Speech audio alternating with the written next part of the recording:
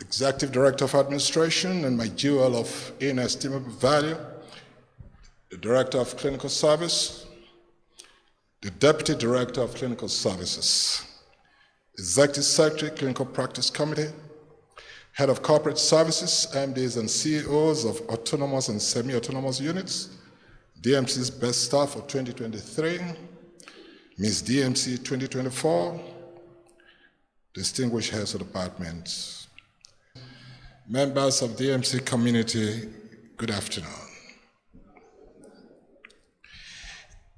It is not by accident that the cover page of DMC's 2025 calendar is captioned, "The Virtue of Resilience."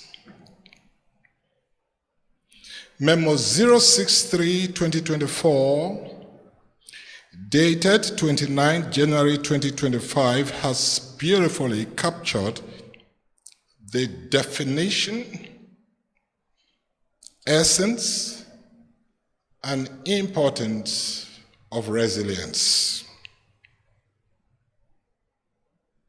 My lecture, address, or preaching today is titled, "The Virtue of Resilience." Truly, if you faint in the day of adversity, your resilience is small. Just for the sake of emphasis, resilience is defined as the capacity to recover quickly from difficulties and toughness. It is the ability to mount a formidable and lasting resistance against pressure. It is the ability to withstand and rebuff contrary circumstances. It is the measure of the inner strength of a person. Resilience is the ability of a substance or object to spring back into shape or elasticity after being pressed out of shape. It is the ability to adapt responsibly to emerging and enduring realities without breaking down or changing your core belief systems or values because he or she sees anything tough as temporary and therefore subject to change. Resilience is the ability to understand that your muscles and mind can adapt to anything you challenge them to do consistently. Resilience is the capacity to convert your pains to gains, your wound to wisdom, and your shame to shine. The vehicle of resilience is powered by the fuel of optimism, is oiled by the grease of gratitude to God and to man, and it is pedaled by the force of passion. Resilience is a product of a good mixture of optimism, gratitude, and passion. No resilience, no success. The objective of today's teaching is to inspire a mindset of success in all members of DMC community by teaching you all how to build your resilience, build your strength, develop your stamina, cultivate optimism, and resist the devil, because the devil is on a prowl to destroy lives this year. Be sober, be vigilant, because your adversary, the devil, is not dead and cannot be killed. He's walking about like a wounded lion, seeking whom he may devour. Resist him. Push back. Be resilient. Be steadfast in the faith, knowing that these same sufferings, troubles, and adversities are experienced by your brotherhood in the world. Remember the prophet Isaiah of blessed memory prophesied unequivocally in the paraphrased edition of the biblical book of Isaiah chapter 60 verse 2 that behold, in the last days, spiritual darkness shall cover the earth, and deep depravity, degeneration, and depression will cover many people. But the power of God will still be present to heal, to help, to deliver, and to save those who will call upon him and depend on him.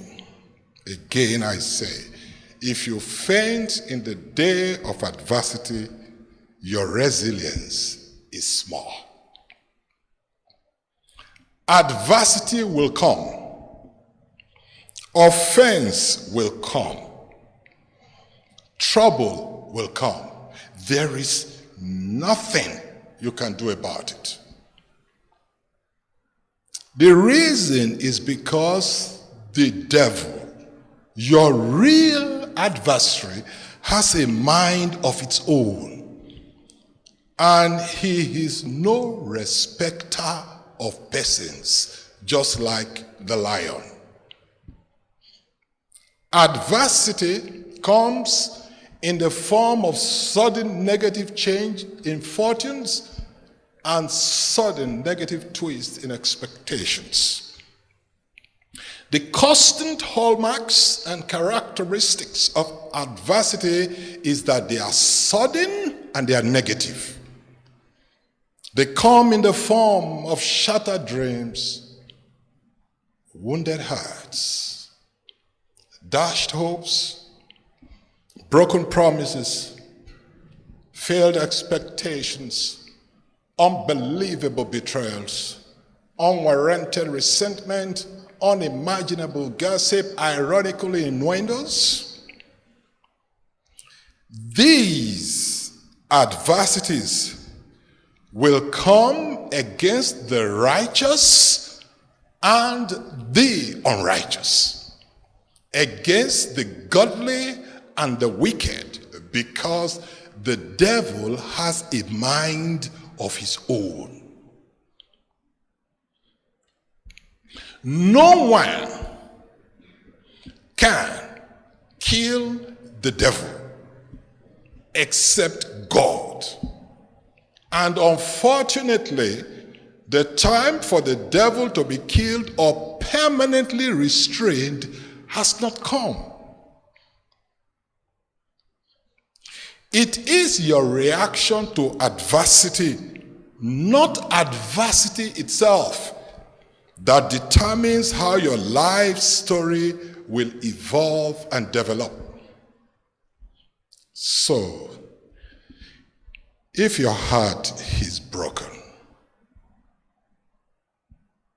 or your expectations and dreams are dangerously shattered, be resilient and make art with the pieces.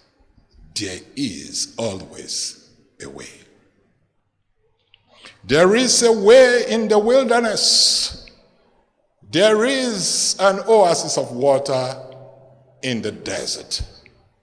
There is water inside every rock.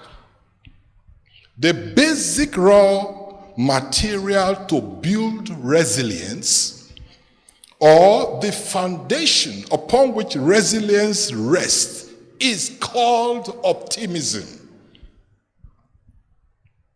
Other critical raw materials to build resilience are gratitude to God and man and the passion to perform. Optimism is the virtue that counters depression and increases longevity of life.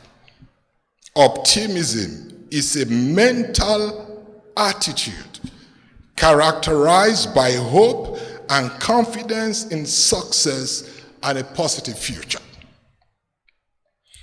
In an ancient Chinese literature titled Maybe, a man called Sai Weng relied heavily on his horse for his livelihood. One day, his horse ran away. Neighbors came to console him that it's a pity. Sai Weng remarked calmly, maybe. Soon after, the horse returned, bringing with it a group of wild horses. The neighbors came to congratulate him on his good fortune. Sai Weng replied, maybe. One day, Sai Weng's son tried to ride on one of the wild horses, but he fell off and broke his leg. Once again, the neighbors gathered round and said, well, that's too bad. Sai Weng responded, maybe. Not long after, a war broke out and all the young able-bodied men in the village were drafted to fight. But because of his injuries, Sai Weng's son was exempted from military service and all the possible consequences of war. How would we have known that Sai Weng's loss of his horse was a blessing in disguise? Every cloud has a silver lining and every tide has its ebb. A setback may be a setup for a glorious bounce back. The bad times may be a preparation for the good times. Truly, out of the ether can come honey. Samson, the judge of Israel, raised a riddle at a wedding feast. In Judges 14 verse 14, Samson said, out of the eater came something to eat, and out of the strong came something sweet. This phrase refers to the lion that Samson killed a day before. The lion, a symbol of strength and ferocity, is the eater. The honey found in the carcass represents something unexpected and nourishing coming from the source of danger. This riddle is a metaphor of God's ability to bring out good, to bring good out of evil situations. Invariably, all things work together for good to them that love God. Seeing potential positivity beyond the moment's challenges embodies the nature of optimism and the building of resilience. The benefits of resilience. Optimism and resilience are not just traits, they are approaches to life. Optimistic individuals are notably less likely to develop depressive symptoms, even among patients suffering from chronic illnesses. Optimism lessens feeling of hopelessness and suicidal ideation.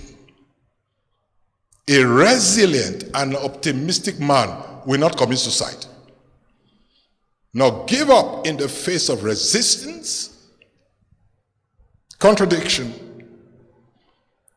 and contrariness.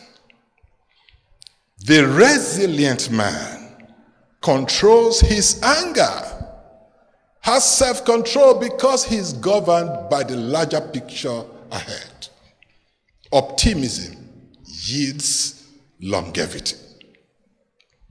Compared with pessimists, optimistic cancer patients are more than 4 times more likely to survive a year after diagnosis. In 2025, I urge you all to work on your mind, renew your mind. Intuitively, it makes sense that those who expect good things in life have more reason to keep on living. Optimistic people live 15% longer than pessimistic people. The attitude of an optimist.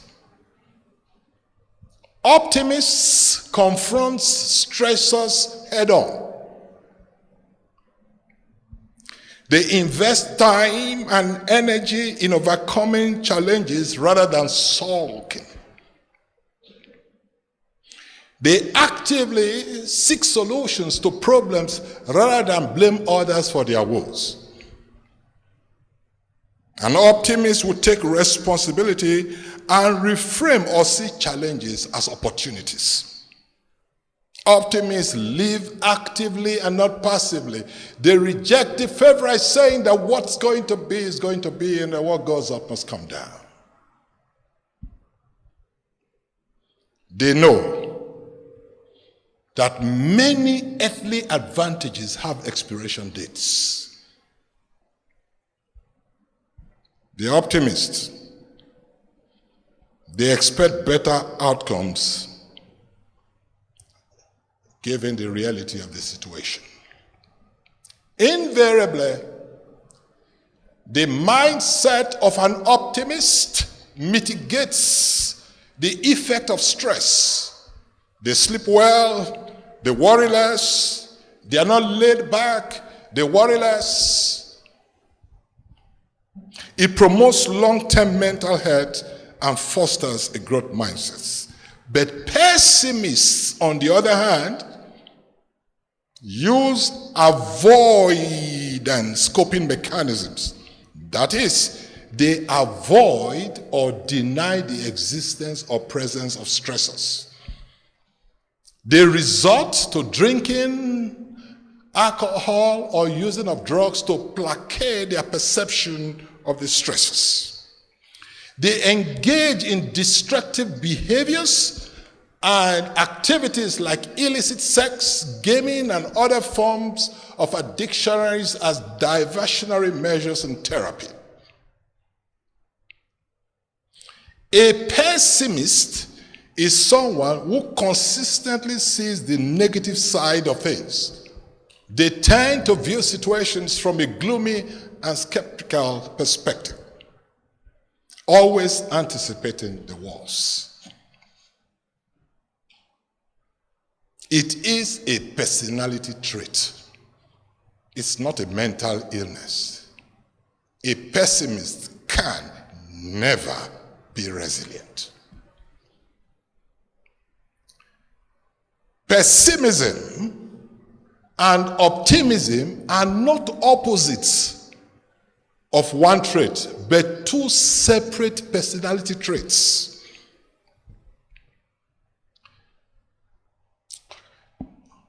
Optimism is like stepping on the accelerator pedal of a car and prompting you to move forward.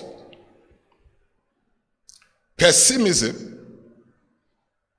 is like engaging the handbrake or leg brake of a car. So even if you press the accelerator pedal, the brake drags you down, causing damage over time and making even basic motion difficult. So, letting go of pessimism is like releasing the handbrake. Successful individuals are usually more optimistic. This tends to open doors to greater social and financial resources or reinforce in a positive cycle. If optimism is this good, And if it is the basic framework upon which resilience rests, and it is the means by which we are going to survive 2025, then how do we cultivate optimism? Number one, reframe negative thoughts by renewing your mind with positive vibes from God and mentors. 2, revisit past personal achievements. God has done it before. He will do it again. Number 3, ingrain positive future expectations. Reformat your mindset and your brain. Number 4, surround yourself with supportive peers. Number 5, keep a diary of daily accomplishments, monthly achievements, and yearly successes. Write notes of gratitude to God and people God has used to help you in your life's journey. Always write what you feel you should be grateful for. Write it down. Write it down about your work, your family. Be grateful to God for your eyes that you can see. Your sanity, that your brain is working well. Be grateful to God for your beauty, for your handsomeness, for your gifting. Just write it down. Count your gains and not your pains. Learn to convert your wounds to wisdom, your tears to testimonies, and your shame to shine. Dream or imagine that of a better future where your tomorrow will be better than today. To be optimistic and resilient in life, you must look into the pedigree of God, whose words never fall to the ground. God says what he means, and he means what he says. You must bear in mind that God has what it takes to bring his promises to pass, even if it entails parting the waters of the mighty Red Sea. You must equip yourself daily with the understanding of who you are and whose you are.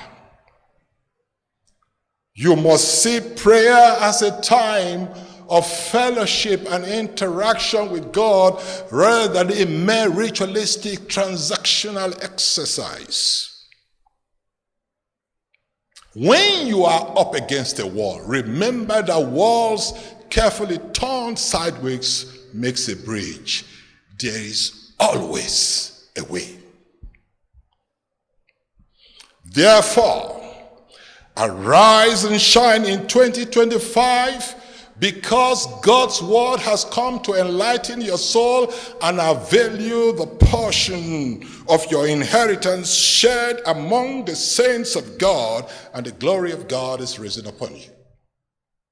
In 2025 with God, DMC will function in the similitude of the boldness, the fearlessness, the strength and resilience of a lion, the visual acuity, focus, and agility of an eagle, the speed and precision of a cheetah, the harmlessness and beauty of a dove, and the wisdom of a serpent. I hope I have inspired you. Thank you.